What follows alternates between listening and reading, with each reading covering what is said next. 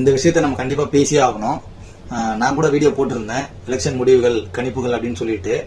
அதுல பாத்தீங்கன்னா after election நிலைமையே மாறி போச்சு. விஜய் 15 to 16% எடுப்பாரு அப்படி சொல்லியிருந்தேன்.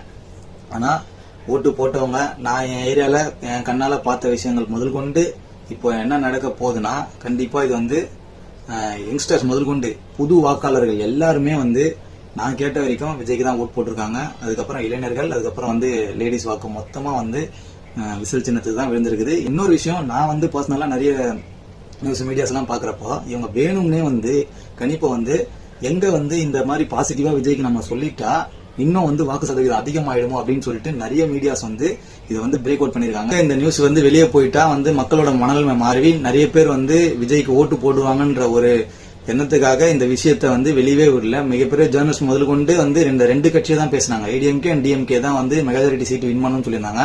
ஆனா இந்த கணிப்புல எனக்கு முழுக்க டவுட் இருக்குது. கண்டிப்பா இந்த எலெக்ஷன் மிகப்பெரிய மாற்றத்தை ஏற்படுத்த போது.